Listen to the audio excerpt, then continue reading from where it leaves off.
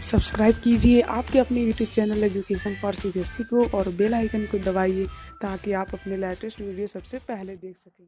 Hello बच्चों, आज की वीडियो में बात करने वाले हैं चैप्टर नंबर 5 के बारे में। ठीक है, तो जो हमारा chapter number 5 basically class 10th exam के लिए बहुत ही इंपॉर्टेंट। ठीक है, तो आप लोग वीडियो ध्यान से देखिएगा। मैं आप लोगों को माइंड मेकअप करूंगा जिसके थ्रू आप लोग कोई भी क्वेश्चन एग्जाम में अगर आता है तो उसे आप आसानी से अटेंड कर लेंगे। कोई भी आपको ज़्यादा कष्ट या ज़्यादा दिक्कत नहीं होगी, तो ध्यान से देखिएगा। तो चलिए हम बात कर लेते हैं पीरियोडिक टेबल के में आखिर में जरूरत है के ऊपर। जैसे कि आप लोग हैं स्कूल में, तो आपका सेक्शन वाइज डिवाइड होता है, A section, B section, C section ना। क्यों डिवाइड है? क्योंकि ज़्यादा बच्चे हैं तो अगर उन्हें अच्छी तरीके से रेगुलेशन करना है, अच्छे तरीके से कमांड करनी है, अगर उसको अच्छे से एनालिसिस करना है कुल मिला जुला कर, तो हमें अलग अलग करते हैं इसीलिए ना। तो सब पर प्रॉपर ध्यान रखने के लिए तो उसी प्रकार हमें जो एलिमेंट हैं उनकी कुछ हमने प्रॉपर्टी, बेसिक प्रॉपर्टी मान ली, उसकी बेसिस पर हमने डिवाइड कर दिया। जैसे कि हमारा एटॉमिक, पहले हमें किस पे डिवाइड करते, किस बेसिस पर? हाँ, एटॉमिक मास की बेसिस पर। लेकिन अब हमने एटॉमिक नंबर की बेसिस पर किया। क्यों? क्योंकि एटॉमिक मास वाला जो हमेशा फेल हो जाता था, लेकिन जो हमारा एटॉमिक नंबर वाला था यह कंसिडर कुछ एक्सेप्शन था लेकिन बहुत ज़्यादा सक्सेस हुआ। ठीक है, इसकी एक्यूरेसी एटॉमिक नंबर के बेसिस पर हम जब एलिमेंट को कैटेगराइज करते थे बहुत आसान हो जाता था, इसलिए हमने किस में किया? एटॉमिक नंबर की बेसिस पे। तो उसी प्रकार हमारे कुछ पुराने साइंटिस्ट थे, जैसे कि बात करें डोबेरियन की। टोबेरियन जो थे, इन्होंने जैसे 3 एलिमेंट को रखा जिसकी सिमिलर प्रॉपर्टी थे और उनका ट्रेड बना दिया। अब जैसे एग्जांपल के थ्रू समझते हैं, जैसे कैसे आप लोग कभी जाते हैं कहीं पर होटल होटल में, तो वहाँ पे देखिए कैटेगराइज आता है मेनू। ठीक है, वेज और नॉन वेज में। तो उसी प्रकार इन्होंने भी 3 कैटेगरी बनाई जिसमें सिमिलर एलिमेंट रखते थे, उसकी बेसिस पर कर दिया इन्हें, बना दिया ट्रेड। उसी को 3 एलिमेंट को रख के उन्होंने कर दिया ट्रेड है। तो उसी प्रकार न्यूलैंड आए, उन्होंने ला ऑफ ऑक्टेव दे दिया। इन्होंने 8 एलिमेंट को लिया जिसकी सेम प्रॉपर्टी थी, उसको ला ऑफ ऑक्टेव बना दिया। तो कुल मिला जुला के इन्होंने 3 एलिमेंट के बारे में जिक्र किया। जब और ज्यादा एलिमेंट डिस्कवर होने लगे तो इनकी थ्योरी फेल होने लगी धीरे धीरे।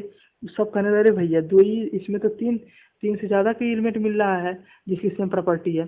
तो जब इनका थ्योरी फेल हुआ तो न्यूलैंड ने कहा कि चलिए हम 8 का रख लेते हैं। इनकी भी कुछ हद तक थ्योरी सही रही लेकिन पूरा नहीं सही रही। ठीक है, उसके बाद मेंडलीव ने आए तो इन्होंने एटॉमिक मास के नंबर के बेसिस पर रखना शुरू किया।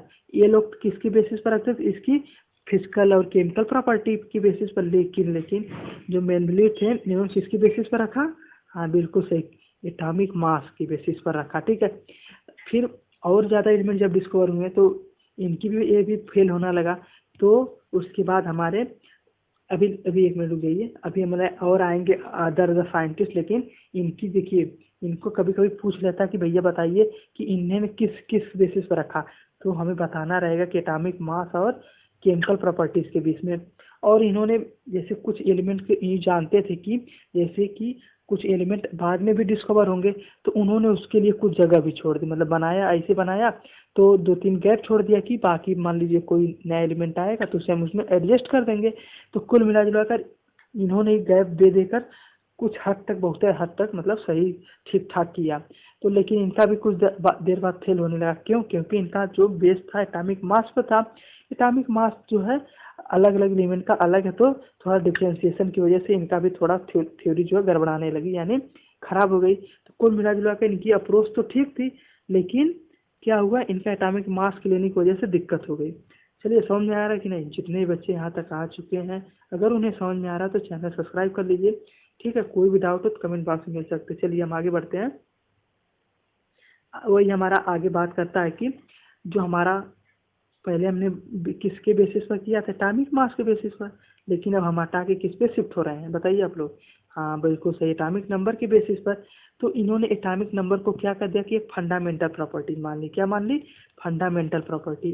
अब कई बच्चे पूछे सर फंडामेंटल प्रॉपर्टीज क्या होती है?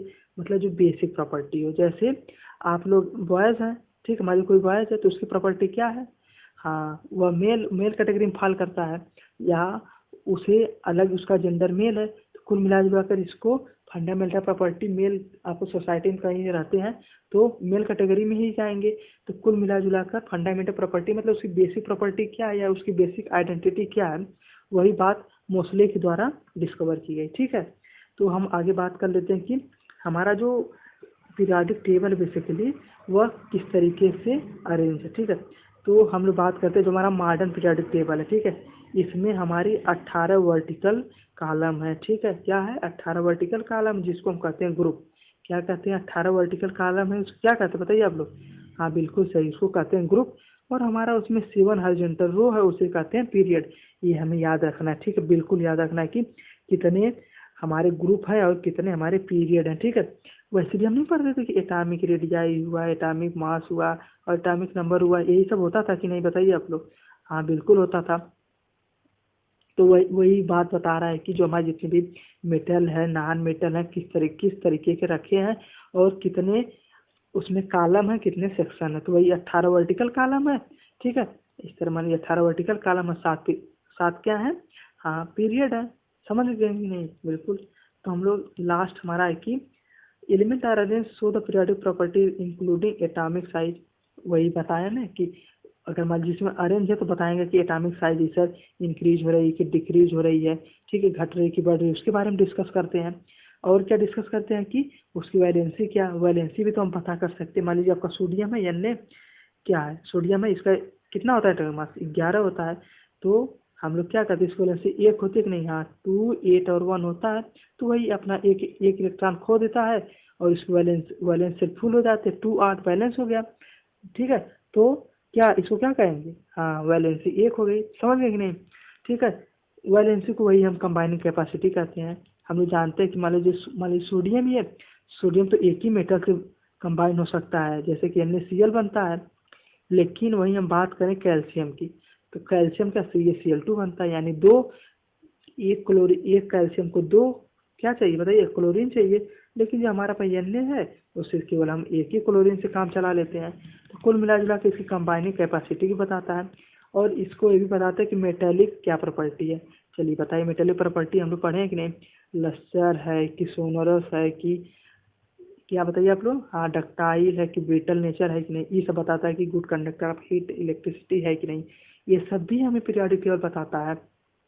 आप लोग कोई पीरियोडिक टेबल ध्यान से देखिएगा, इसमें ऐसे इस टाइप का होता है। तो यहाँ पे देखिए हमारे हाइड्रोजन लास्ट में होते हैं, वही जो नोबल गैस कहते हैं ना। नोबल गैस क्या होता है? आप बताइए आप लोग, किसी को याद है तो? हाँ नोबल गैस मतलब जिसके लास्ट में सारे वैलेंस फिल, जैसे 2 8 पे जो आएगा 10। अच्छा बताइए किसी को 10 वाला याद है? जिसको याद है कमेंट बॉक्स में बताएं। 10 वाला हमारा नोबल गैस है। तो कुल मिला जुला कर देखिए हमने इस चैप्टर में क्या क्या डिस्कस कर लिया।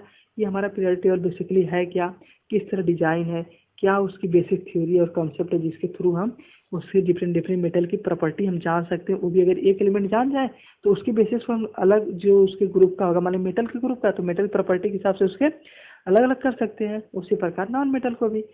समझ गए कि नहीं? हाँ जो बच्चे यहाँ तक आ चुके हैं आप चैनल सब्सक्राइब कर लीजिए। अगर जिन बच्चों को कोई भी डाउट हो, कोई भी संशय, कोई भी टॉपिक नहीं समझ आ रहा तो आप तो कमेंट बॉक्स में आइए, हम उसको सॉल्व करने की कोशिश करेंगे, ठीक है। अगर यहाँ तक आ चुके हैं चैनल सब्सक्राइब करिए। Thank you.